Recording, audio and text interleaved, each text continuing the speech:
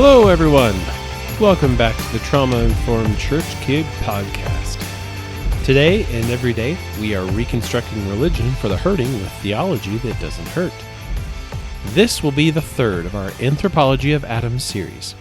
The previous two focused on the Hebrew Bible and used that as our foundation for understanding the picture of the creature whom Adonai created in the garden, Adam. Today, we will summarize that work and use that as a springboard for entering into the New Testament. For those of you who don't know, the New Testament is written in a different language than the Old, Greek versus Hebrew. And, as we noted in the very first anthropology episode, all translation is a cross-cultural activity.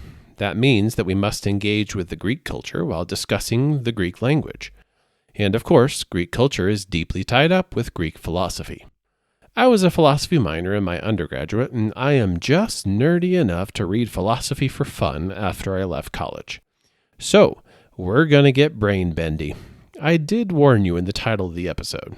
Sorry, not sorry. So, to summarize, basar means flesh or body. Now, flesh is not intrinsically evil or bad in the Hebrew Bible, but it is the lower part of a human, and it is ruled by bodily drives and desires. Body is primarily an expression of the corporeal flesh, but it can also be a kind of spiritual flesh, a collective or corporate body of two or more Adam. The human person also is made up of ruach, which means breath or vitality or spirit. This is not a thing which is located somewhere within the body, a kind of immaterial homunculus or a ghost in the machine. It is the vital force which permeates and suffuses Adam. The spirit of a woman is the material and invisible part of her and is her higher nature, made to rule over the lower. This is the aspect of her being which is the most like Adonai and which communes with him. This act of communion comes through synergy, the spirit of a human working with the spirit of Adonai, or other spirits. We are, as I noted in a previous episode, made to be permeable creatures, and that leads us to nefesh, which means living being or soul. We don't have souls, we are souls. The whole being, the life of the human, is what is the nefesh. That being or life could be ruled by flesh, in which case the soul is disordered, and its life is characterized by feeding and satisfying the appetites of Adam. Or that being or life could be ruled by spirit, in which case the soul is properly ordered and the appetites are put in their proper place, not because they are bad, but because they are irrational and not designed by Adonai to rule over Adam. However, because of the first fall, the state of being a properly ordered Adam is extremely difficult.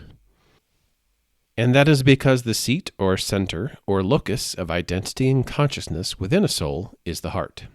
This center of being is both a precious wellspring of life worth guarding and at the same time a deep and crooked path that we cannot trust completely. Our understanding, our reason, our spiritual eyes and ears, our memory, our self-reflection, our judgment, our insight and discernment, all of these things are in the heart, which is also the source of our capacity to choose as an autonomous agent, the will. Every one of those faculties of Adam contains both good and bad, truthful and treacherous. That is why it is so important for Adam to trust in Adonai with all his heart rather than trust his own, because only the heart of Adonai is perfectly faithful and perfectly good. But not just perfectly good, also perfectly compassionate and merciful and filled with tender love. His inward parts are deeply moved toward Adam, and he longs for our inward parts to similarly be deeply moved toward him. And so they can be when the kidneys, our conscience, is appropriately tender, and our belly, appetites, is put in its proper subservient position. When that happens, our inward parts become a womb that births new life from the deepest and most fundamental part of our being. As I summarized at the end of last episode, all of us is from God and for God. When his spirit becomes the life force animating and suffusing our bodies, in cooperation with our own spirit, our souls are given new life. In the words of the renewed covenant, our heart of stone becomes a heart of flesh. And that renewed covenant reality is the one which the New Testament sees as having come in Jesus Christ. He is not just God incarnate. He is Adam deified. This is the hope of the entire Hebrew Scriptures, that the seemingly vast gulf between heaven and earth will be brought together in such a way that Adam and Adonai can live together in perfect communion and Edenic harmony once more. The person of Jesus Christ is the fulfillment of that hope. He possesses human basar, a human ruach, and is a fully human nephesh.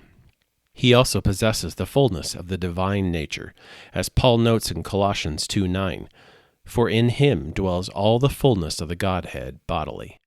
Or, as John notes to begin his gospel, the Word became flesh and made his dwelling among us. This is the same word, Greek logos, who was in the beginning. He was with God and was God. John 1:14. Or, as the author of Hebrews points out to begin his letter, the Son is the radiance of God's glory in the exact representation of his nature.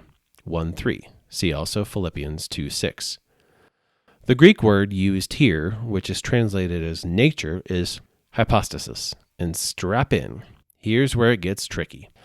Because if you'll look into this more deeply, as I have, you'll discover that the Greek words for nature shift and change throughout time, as indeed all language does. When I was a kid, if you wanted to express how something was cool, you said it was sweet sauce or dabomb.com. Then it became fire. Then it became lit. Then it became bussin'. And now I just want all you meddling kids to get off my lawn. Huh? Sorry. I blacked out there for a second. Where was I? Oh yeah, words changing meaning over time. I'm back now. In ancient Greek, before the New Testament was written, there were two words which conveyed the sense of nature, ousia and hypostasis. Ousia had more of a shade of being or essence. It was mostly a philosophical and metaphysical term of technical art. In short, it was the internal essence of the thing considered in itself. Hypostasis, on the other hand, was the common word for the external reality and character of the thing, its existence as a subject that could be known. Hypostasis meant the external essence of the thing, considered in relation to other things. Neither are particularly common words in the New Testament. Ousia only appears in the parable of the prodigal son, where he wasted his ousia in riotous living, Luke 15:13. Hypostasis appears most often in the New Testament as an expression of what Thayer's Greek lexicon calls steadiness of mind, firmness, courage, or resolution. It often is expressed in the word confidence. Example 2 Corinthians 9:4, 11:17, Hebrews 3:14. The famous passage in Hebrews about faith uses this term. Now faith is hypostasis of things hoped for, the evidence of things not seen. In the Septuagint, we see it in places like Psalm 139:15. My hypostasis was not hidden from you when I was made in secret and made with racham in the lower parts of the earth. The idea here is that both ousia and hypostasis carry the same meaning of essential substance, the ineffable quality that makes a thing that thing. In the 4th century, however, that language shifts. Or, to be more accurate, the language becomes more precise. The distinctions that were always there in nascent form got clearer and more technical articulation through the disputes that led to the Council of Nicaea. This is one of those parts of church history that can be a stumbling block for some people. There is a perception by some that the theology of the New Testament is some kind of simple and pure thing, and then later on some Greek philosopher types came in and ruined it all by overcomplicating what was really quite straightforward. This has led to a rise within Christian circles of people denying or questioning various formulations of the Trinity and or the full divinity of Jesus. This episode will not be able to dive deeply down that rabbit hole or fully explicate and defend those traditionally orthodox doctrines. However, I will just present an alternative narrative of the development of theology and doctrine from the New Testament to the ecumenical councils of the first millennium. My contention is that these were not whole cloth innovations, but that they are ways in which the New Testament language is sharpened and illuminated by the needs of the time period. For example, there was Sabellius. His claim was that the Godhead was not three persons, but was instead three modes of being. He used a Greek word, prosopon, for this tripartite mode of being, a word that comes from the theatrical context. In ancient theaters, actors would wear masks to express their prosopon, which they were playing. The word prosopon carried the dictionary meaning of person or actor. So Sabellius was still able to say one God in three persons, but he meant something totally different by person because he saw the persons of the Trinity as being masks, which the one single divine being wore. The ancient Christians, particularly Basil the Great and Gregory of Nyssa, recognized nothing of the scriptures in Sabellius's formulation.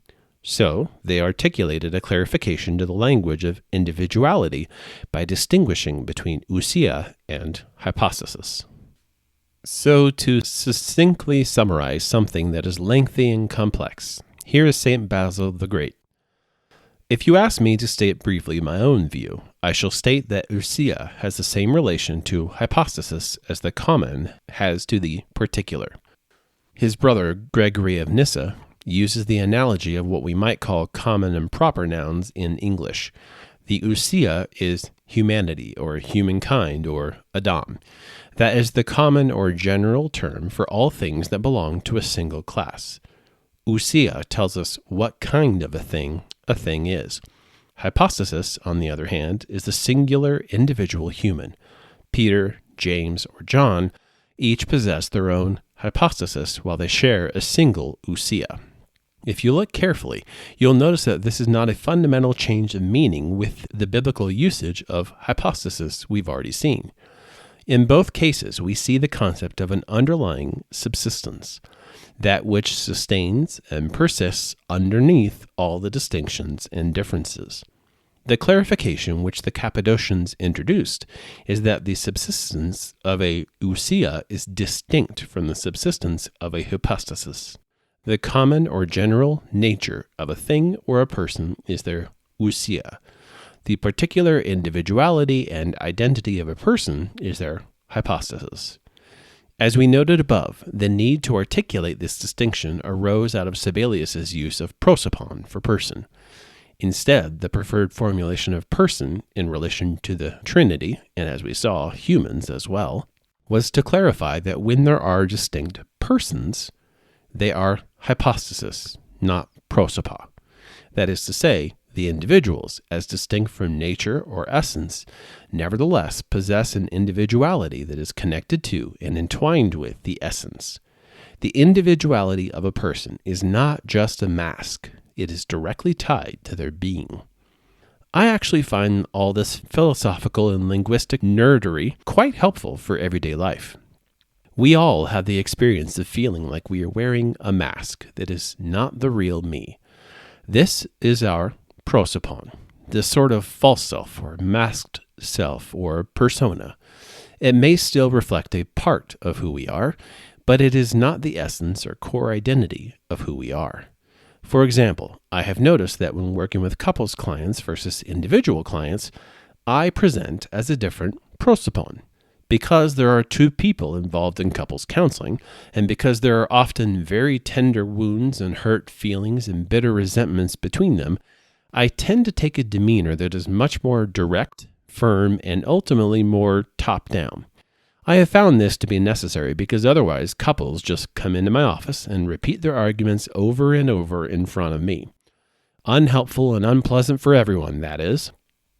So, over the years, I have learned to put on a prosopon that feels a bit like a ringleader of a circus, part salesman, part executive, and part lion tamer. I genuinely think that this prosopon is a reflection of who my hypostasis is. However, it is not the hypostasis itself. I can, and often do, take the prosopon off in between sessions and allow more of the hypostasis to show through with the next prosopon I put on for an individual client. This prosopon is much less directive, much more collaborative, greatly softened and quieter, and more willing to let the hypostasis shine through. I share this because I don't think prosopa are avoidable. They're inevitable results of living in a world with a variety of relationships and roles and rules. They aren't even necessary evils, to my mind. The question isn't, am I wearing a mask or not? The question is, am I able to take off this mask and put on another one when my hypostasis wills it or not? To put it straightforwardly, how much of the me that is me is able to turn my face on and off when I want to, and not when circumstances or other people dictate to me that I should? That is what is referred to as self-control in the biblical text. Is it my hypostasis that is leading the way, or have my various prosopa just blended into and become indistinguishable from my hypostasis? And I find all of this directly relevant to recovery from trauma, because trauma is its own prosopon. It convinces our hypostasis that the mask of survival instinct just is necessary as a lived reality. Like Dr. Petitsis stated in my interview with him, to be traumatized is to be drafted into an army you can never leave. The prosopon of trauma is the relational AR-15, the camouflage fatigues of inadequacy and feelings of dirtiness and guilt and blame, the soldier's mindset of continually scanning for threats and exits and assessing readiness for combat. As Dr. Petitsis so eloquently puts it, it's a weaponization of the self. The hypostasis is subsumed by the prosopon of trauma, and that mask becomes the sense of self that feels all-consuming.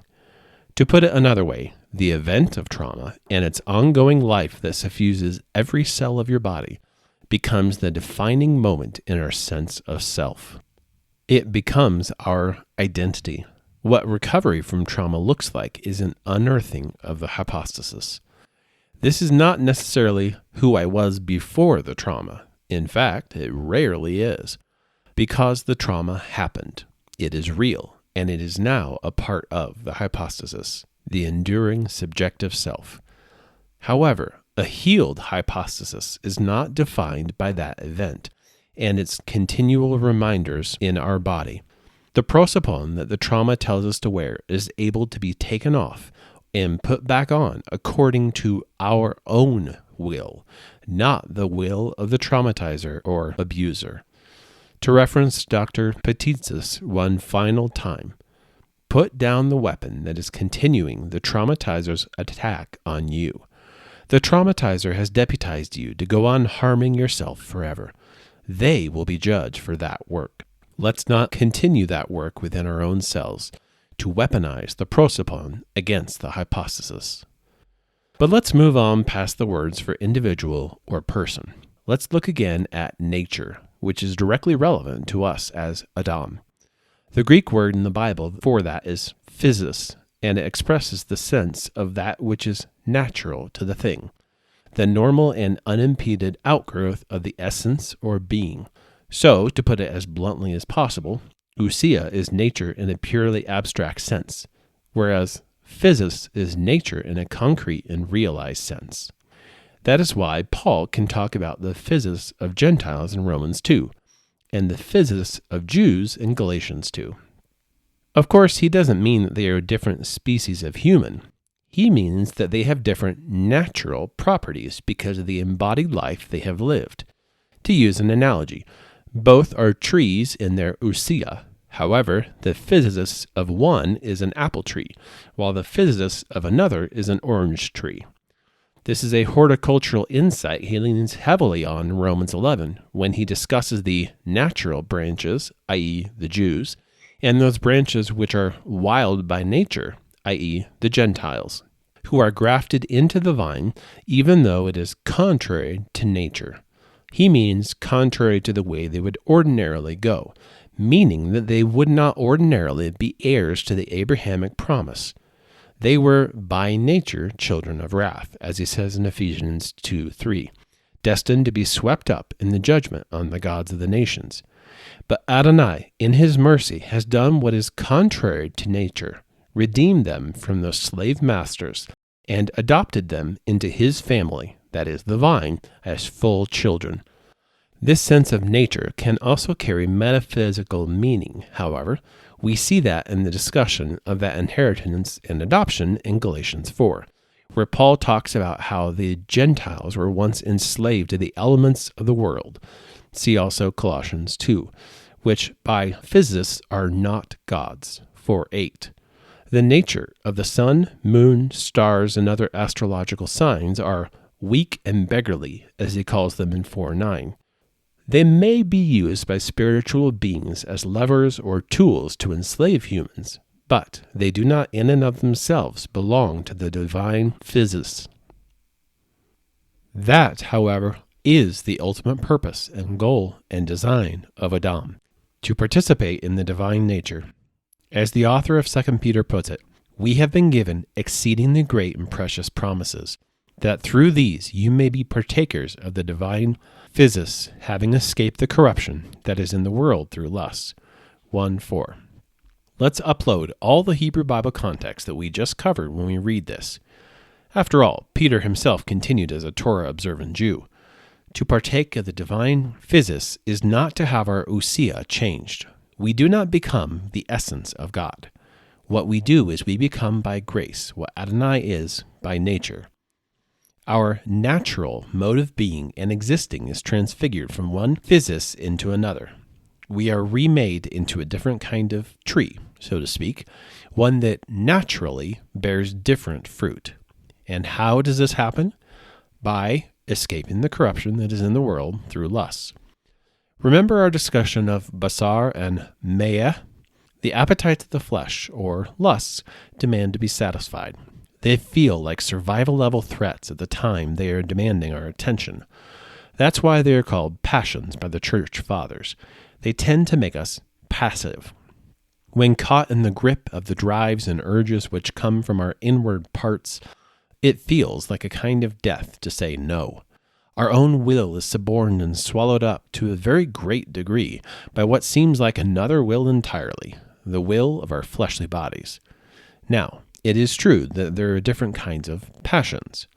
In speaking of Christ taking on our passions, Gregory of Nyssa says this: of that, at least, which is truly passion, which is a diseased condition of the will, he was not a partaker, but the peculiar attributes of our nature. Of these, we confess, the Lord did partake, of birth, nourishment, growth, of sleep and toil, and all those natural dispositions which the soul is wont to experience with regard to bodily inconveniences, the sense of pain, the dread of death, and all the like, save only such as, if followed, lead to sin. Here we see the distinction. The passions which are natural to the body of flesh are not in and of themselves sinful. For this reason they are called blameless passions. However, they are not wholly innocent either. They are considered to be a defect of our nature, a weakness that the human nature has contracted because of the first fall. To put it in the terms we've been looking at so far, the physis of Adam is subject to passions. That term subject to is one that does a lot of work in St. Paul's writings, particularly in Romans 8. In verses 20 through 23, he says, "For the creation was subjected to futility, not willingly, but because of him who subjected it in hope, because the creation itself will also be delivered from the bondage of corruption into the glorious liberty of the children of God. We also, who have the firstfruits of the Spirit, even we ourselves groan within ourselves, eagerly waiting for the adoption, the redemption of our soma." Here we see the way in which the physis of humanity is disordered after the deception of the serpent, subjected to corruption and futility. Corruption, both here and in the patristic writings, is a synonym of decay. That is part of our fallen condition, and this is explicitly seen as unnatural to us, which is why both we ourselves and all creation groans and eagerly awaits the repair of our nephesh. That repair looks like the redemption of our soma. Our bodies are bought back from the slave master, who implacably and mercilessly makes his claim on them, and through our bodies makes his claim on our nephesh. And that redemption, that release from slavery to corruption and futility, is glorious liberty. In the context of trauma, this has both caused hurt and can offer healing from hurt.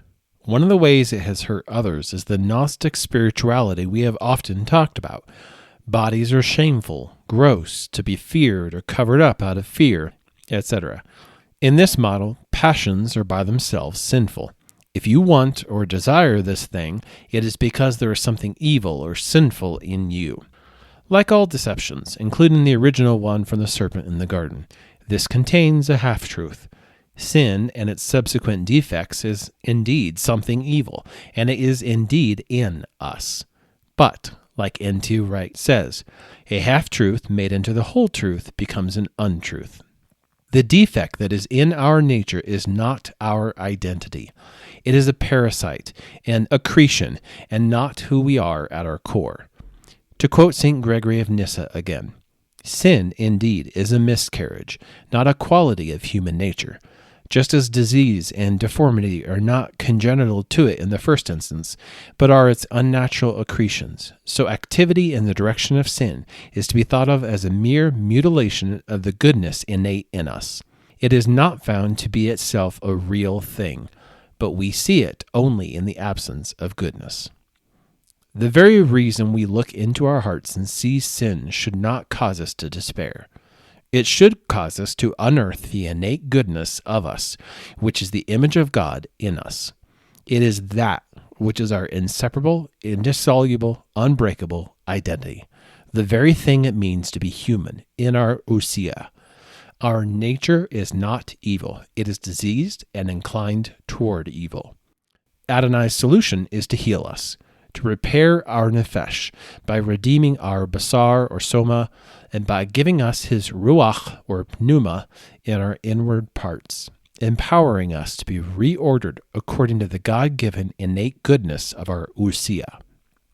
Or, as Paul puts it in Romans 8, for if you live according to sarx, you will die. But if by pneuma you put to death the deeds of the soma, you will live. For as many as are led by the pneuma of God are sons of God. Verses 13 through 14. Here we encounter the final Greek word I will explore in today's episode, sarx. This is best rendered as flesh, but there's a distinction between meat stuff, that is soma, and the principle of sarx.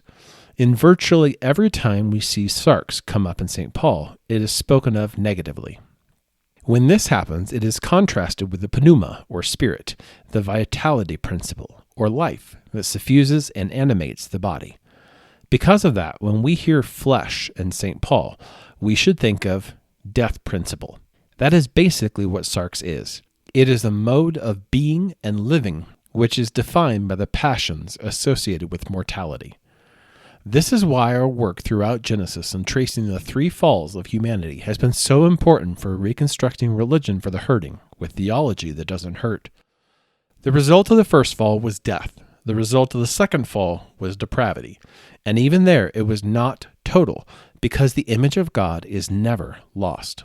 In the first fall, our bodily existence, our nefesh, was subject to passions and drives and appetites.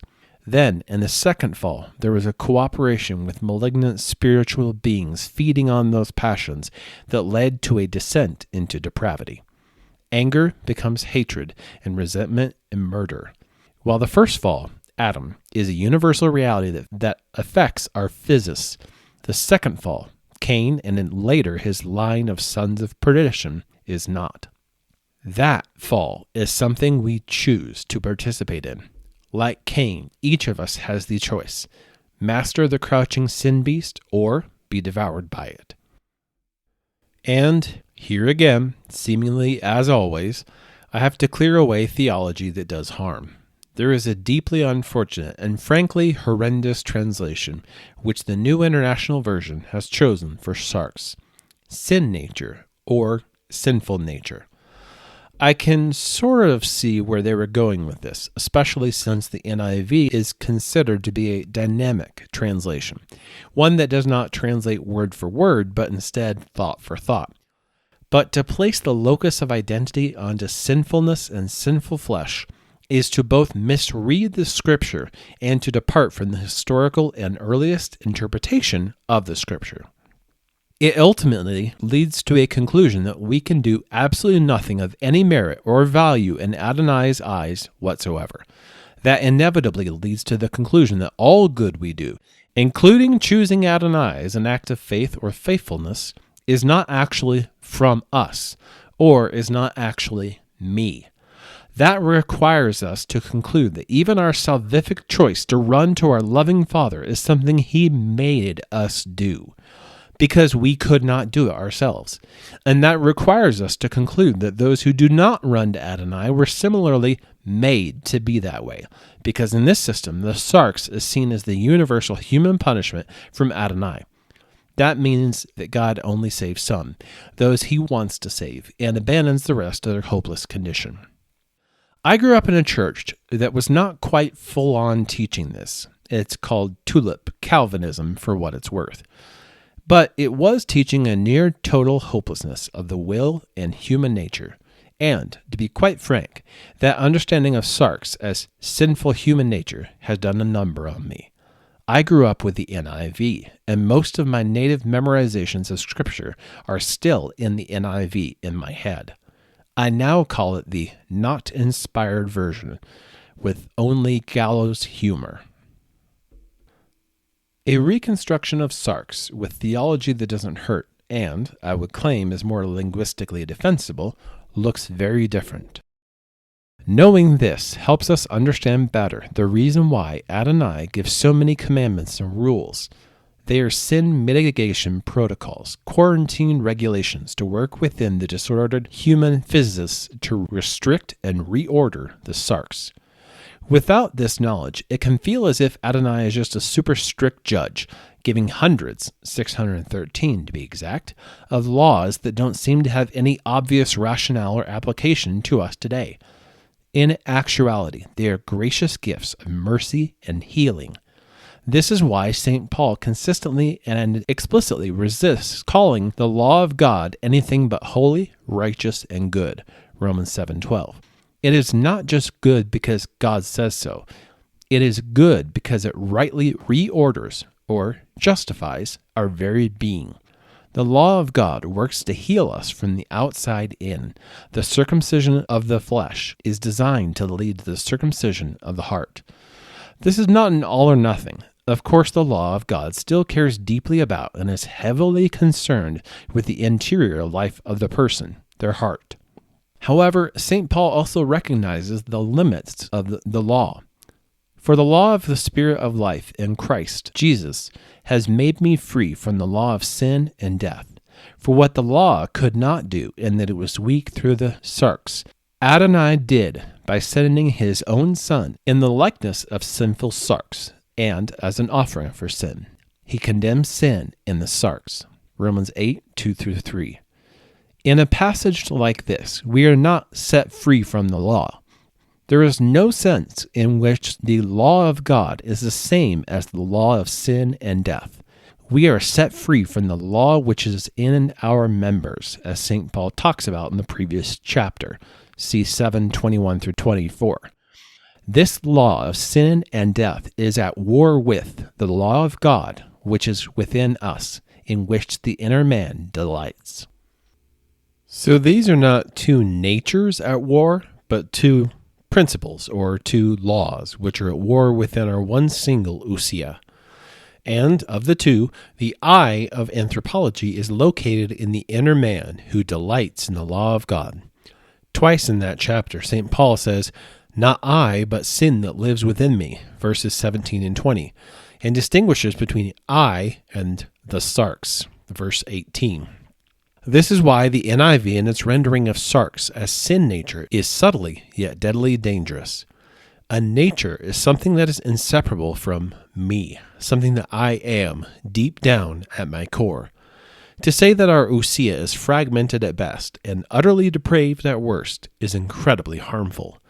When we do this, we make our longing for God and our movements toward goodness something that is external to us. In this theological system, it was never really me who desired God. Who I really am is always wicked and evil in this formulation. There are some monastic and ascetic figures whose language seems to sound something like this, But let's never forget that they only ever end there after a lifetime of soaking up God's goodness, grace, and love. Their being only looks full of darkness because they have spent so long looking into the light. And that light is the truth that everything Christ does for us and in us is not some alien righteousness that enters into our hearts and remakes them into a totally different ousia, let alone a clean robe tossed over stinking, filthy rags. To quote the Orthodox author Robin Phillips, Christ's work is an unfolding and a realization of the true nature of the human being and the world, a nature that, though twisted and corrupted by sin, remains Godward in its primary orientation. He goes on to say this beautiful line, "Theosis involves a redirection of the unquiet heart toward the one who is both the origin and final goal of what we naturally desire." As Augustine said, "You have made us for yourself, O God, and our heart is restless until it rests in you." In the end, that is what the purpose and goal and natural drive of humanity is, toward rest in God. One of my favorite authors in my early adulthood was John Eldredge, and he wrote a book once with an odd title, The Utter Relief of Holiness. Having grown up in a denomination that was deeply concerned with holiness, this was incomprehensible to me. How could holiness be a relief when I had a sinful nature? What could that possibly mean? I have come to learn that it means what Jesus told us. "Come to me, all you who labor and are heavy laden, and I will give you rest." Matthew 11:28. In Christ, we find the rest that the human soul was made for. That is the relief of holiness. But it is the relief that happens when we have labored and suffered and died with him for 6 days. It is the relief of resurrection on the seventh. That is why I talk about resurrection on the other side of deconstruction. Your deconstruction, in whatever form it may take, can be seen as the striving and struggle toward resurrection. I hope that this podcast and this episode can be helpful on that journey. So, explain it to me like I'm 5. Okay, ready? Humanity has one single nature, and each individual person is a reflection of that nature. The masks we wear can hide the person within, but they can also disguise our nature. We were made for God, and despite the powerful passions of the flesh, we can only find our rest in Him. I know I promised 3 anthropology episodes. Well, I'm going to have to pull a Nathan Jacobs and we're going to do 4. There is a crucial and critical concept I have not gotten to yet, the nous. This relates to our discussion of the heart and will be really helpful for understanding the biblical data about our minds and our hearts. Stay tuned for one more. I super serious, pinky promise this time. My challenge to you is short and simple. How can you shift your understanding of human nature and your own personal identity off of the bad stuff that has either been done to you or which you have done, and onto who Adonai made you to be? That nature and that individual is the only thing that is truly real. All evil, all wrongdoing, all mistakes, all sins, they are nothing more than parasites with fleeting existence. Of course they matter, without a doubt. They are part of us and our story. But they are not our identity unless we make them such. So my longing and hope is the same as the words of Adonai from Isaiah 44:22. I have swept away your sins like a cloud. I have scattered your offenses like the morning mist. Oh, return to me, for I have paid the price to set you free. Return to Him, and you will find rest. Much more than that, return to Him and you will find yourself, your true self, the real you, underneath all the accumulated dust of the life of Adam outside the garden. Like the father in the prodigal son parable, Adonai runs toward you the moment he sees you far off and falls on you with tears and kisses of joy. That is what relief looks like. And that's where I'll leave you today. On YouTube and X, you can find me at Church Kid Pod, and on Facebook, you can join the discussion in our discussion group, Trauma Informed Church Kids. This podcast is hosted through Podbean, so you can find the HQ for all podcast content on churchkidpod.podbean.com. There you will find links to all the major podcast apps you can find me at, as well as notices and other important information. I know that every podcast asks you to do this, but it's especially important as we get started and get the word out there. Please take a minute to subscribe to this podcast on your preferred platform so that you never miss an episode. But also, and more importantly, if you love the content or find it valuable, please give it a 5-star rating. That is really the only way that the algorithms will give me any respect. And without those sweet 5-star ratings, no one will be able to find this content. If you think I haven't earned a 5-star rating, feel free to message me on social media at ChurchKidPod, and I will see what I can do. I'm always happy to get good, constructive feedback and to improve wherever I can. No matter what your story is, no matter where you come from or where you are, I want to pray for you from the words of St. Paul to the Ephesians, chapter 3, verse 19. I ask God that you may know the love of Christ, which is more than we can ever know. I ask that you may be filled with everything that God has. See you next time.